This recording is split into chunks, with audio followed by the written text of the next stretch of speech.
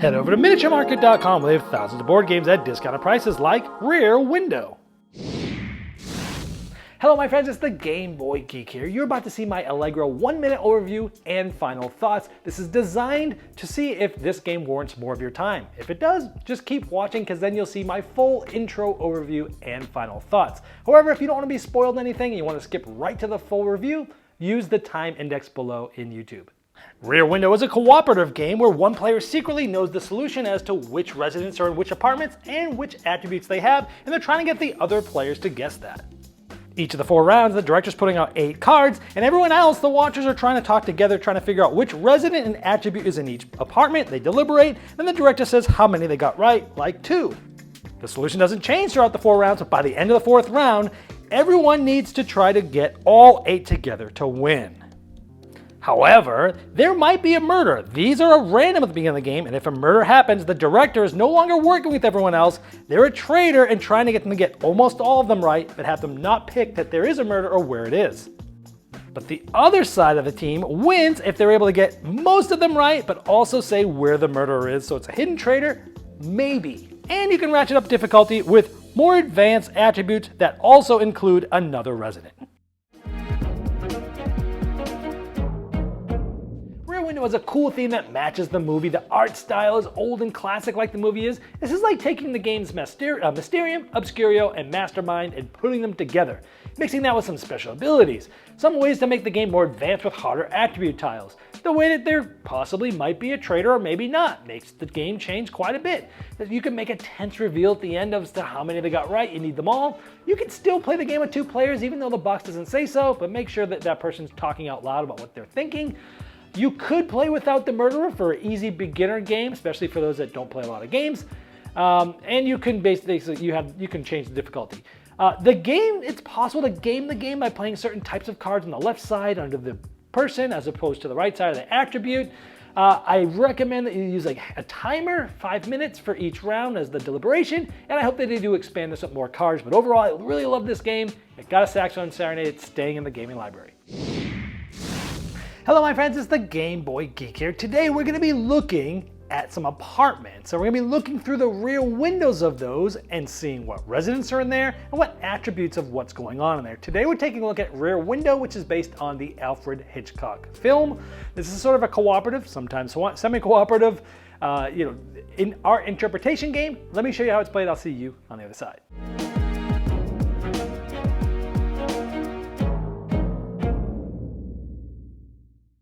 In Rear Window, one player is going to be the director. They'll secretly know in the 4 different apartments, A, B, C, and D, which residents are there and which attributes they have. And most of the time, this is a 100% cooperative game, and the director, again, since they secretly know this, they're trying to get all the other players to work together to try to figure out this is sort of the solution of the puzzle, and they're going to be trying to get them to do that over 4 rounds by giving them interesting types of cards that have different artwork on them in different apartments. Let's show you how it might work. Now each game, only 12 of the attribute tile types are going to be chosen. Now we saw that the solution was Virtuoso, Heartbroken, Animal Lover, and Klutz, but the other players don't know what those are, and all they know is that the 4 attributes that they're looking for are going to be one of these different 12, and each game can be slightly different too, so each game is going to be a little bit different.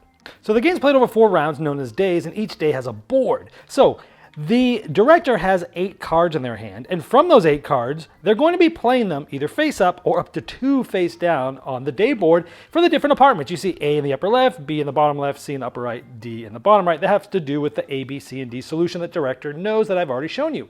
So they're going to be playing these cards, and as they play these cards, they do not draw another one by default.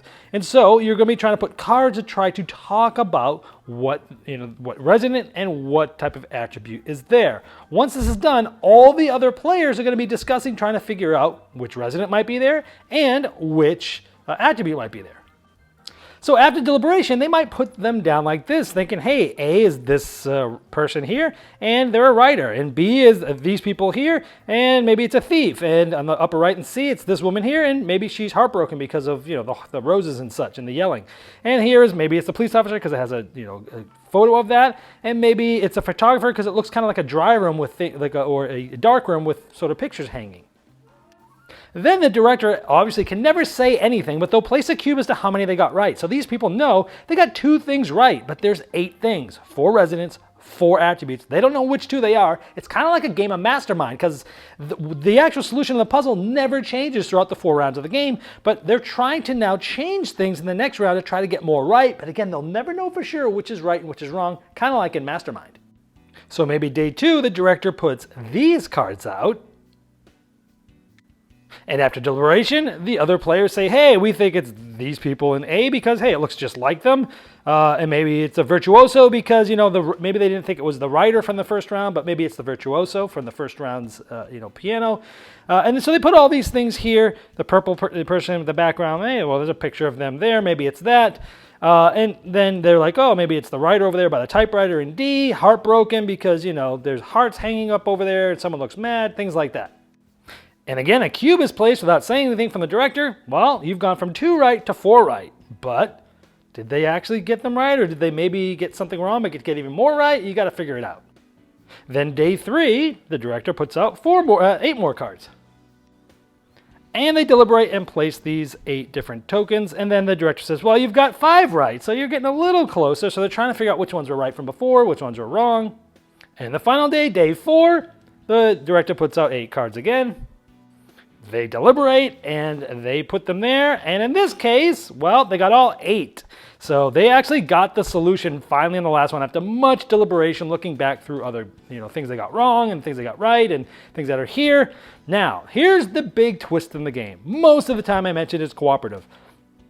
And in the cooperative version of this game, all the players would have won because they got all 8 right by the end of the 4th day. Now the watchers also have certain tiles with special abilities that they can use throughout the game. Each of these can be used one time per game. Once it's done, it's flipped over so you can't use it again. But these give them good abilities to use that at a certain time in the game can really help them in their deduction. However, at the beginning of the game, now all of these were randomly placed. You basically took one of each of the people, one of each of the different types of things, shuffled them up and put them out here. But there is one that I hadn't showed you that is murder. And in this case, the director knows that they are no longer cooperating with everybody. They are playing on their own and they're trying to get everyone to get really close but not get it. Because at the end of the game, if there is a murder in the game, the director wins if 6 or 7 of the 8 spots are correct, but they do not guess that there's a murder and where it is. Where the other players, who are the watchers, they win and the director loses if they get 7 of the 8 of these correct and say which one is the murder. So it can be a traitor game, but you're not really sure. It's basically like close to like a 25 to 30% chance that there's a traitor. So that doubt seeps in and really changes the game. That's pretty much how you play. But if you really wanted to ratchet up the difficulty, there are purple type of attribute tiles. And these basically have a spot where you'll place another resident. So now in C, they have to get it right that this person is looking for a romance with this person and this police officer is playing games with this one. They have to get all these right. If all 3 of those things aren't right, then it's not considered right. So it makes it a lot harder. So Rear Window, I think it has a great theme. I tried to watch the movie twice after playing it before the review, and just 2 things came up both nights as I was getting ready to watch it. So I haven't yet watched the movie, but it's made me want to watch it, and just the theme fits sort of the mechanisms here of the directors trying to put these things in there, and the watchers are trying to figure it out, but there could be a murder. I like the art. I like how it sort of looks like some of the things in the movie, like the sculpture. That I know that's part of the movie. I've watched the trailer and stuff like that. And the style, the art style, the old sort of style of art kind of fits the art in the movie or what the movie looks like, and I like that. This is as if like the game Mysterium, the game Obscurio, and the old classic game Mastermind were put together. Because this game definitely has sort of a Mastermind aspect, which I really like, because the director's telling the watchers how many things they got right of the 8, but they're not telling them which ones. And then as you go to the next day, you're still just telling them how many they got right, but they're still having to deduce things through deduction as to which ones they think they got right or got wrong. I like that they have special abilities that they can try to use to narrow down what thing is. Like, hey, was this one right? And you say no, and they're like, oh man, we thought this one was right over here, we only had 2, and then we did this and we got 5, so maybe that wasn't it, but maybe it was this one that was right, and then, all this other. So it goes down a rabbit hole, makes them sort of work backwards and change the things that they're talking about, change their whole strategy of which ones were right, all that sort of stuff. So the abilities in this game are really cool. I like that you can use the advanced sort of purple attributes to make this an extremely difficult game to win, where you have to get both 2 residents and the attribute that links them together. That one's really hard. I like that so the game's rules say there is the possibility of a traitor, the director being a traitor, if there's a murder. However, I'm going to say that if you're playing this with sort of people that aren't gamer enthusiasts, people that would normally just be walking into a big box store, see the thing, may have liked the movie, bought the game, play it your first time without the murder tiles so that there's no possibility that there's a murder. Just play it straight co-op 100%. I think it will go over better because it will just be a little more streamlined, it'll be a little bit easier. That's a great first way to play the game, and then add the possibility of there being a murderer. I like that there's, again, the rules don't mention this either, that you could do sort of a tense reveal at the end, where you're like, hey, this one right here, the first one, okay, so this one you got right in the first day, boom, we got that right. This one too, boom, you got this right. Second one, you got this one right, and work your way down and start talking about how they screwed things up and got it down until you get to the final day, and give them the final punchline. It makes it kind of fun to do that. I wish the rules sort of would have pushed you to do that, because it does make the game a lot more fun. You can play the game with 2 players, even though the box says 3 to 5. Just like in Mysterium, you'll have 1 player over there, but if you do play with 2 players, make sure the player getting the clues is talking sort of out loud to themselves, talking through their thought process. It might be weird for them to do that, but ask them to do it. That's what makes the 2-player game work just fine. I like that, again, you could play it without a murder if you really wanted to. Good beginner game. And that you have that ratchet changing difficulty with the purple tiles. Now, on the negative side of things, it's possible to sort of game the game a little bit. In other games that have hidden communication like Hanabi, you could come up with certain heuristics, certain ways of playing the game that you're sort of like, hey, if I do this, it means this, if I do that, it means that.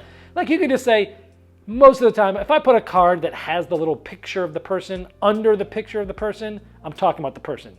If I don't and I put it over here, well, maybe I'm talking about some other attribute that's on the card, or I'm talking about the attribute of that room. And you can start to do this where you start to get into this thing where you're like, you've got like this certain way of playing the game. Now, it won't always work because you won't always have the cards for that. And it might actually end up biting you in the end, because if you usually play this, but now you play this, but you actually want to talk about the attribute, you can't do that. So you could game the game a little bit, but I recommend not doing that because, again, it could end up biting you in the end, but it's possible for that to happen. I also think that you should put a timer on the round. Once you drop the last card, 5-minute timer per round.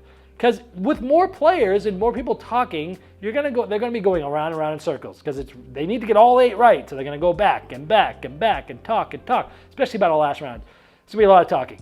So I highly suggest put a 5-minute timer there. And the other thing is, I hope that it's fine the way it is now, but I do hope that they tend to expand the deck, because I think after you have about 10 plays or so, you're gonna be like, oh, we played this card for this, that wasn't it, the next time we played this card it meant this, and you're gonna start to like see the same cards from game to game, and you're gonna start to have these things that you've used them for in the past, and you'll start to like get into this like notion of, again, gaming the game a little bit. So I hope they do come up with more cards, possibly even more possible attributes, but still keeping it balanced at the same time. But this game's great if you like Mysterium and such. Now, by the way, next week I'm going to do a video that sort of compares and contrasts Mysterium, Mysterium Park, Obscurio, and Rear Window. Try to talk about which one is the best one that I think, and which one is right for which group. So don't forget that next week, and if you haven't yet subscribed, do that below so you don't miss it. Now, if I keep a game, which I'm keeping this one because I love it so much, I give it a Saxophone Serenade, which means I gotta get rid of a game. So without further ado, let's induct it into my gaming library with a Saxophone Serenade.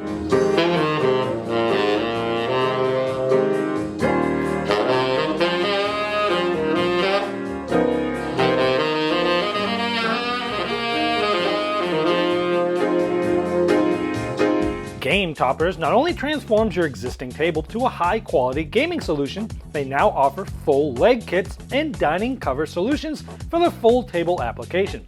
Paired with their amazing, thematic, premium stitch edge mats from noted board game artists like Vincent Dutray, collapsible cup holders, and really cool accessories, it's a complete system that upgrades every game you play. Go to GameToppersLLC.com or click the link below to late pledge for their latest Game Topper 3.5 Kickstarter campaign.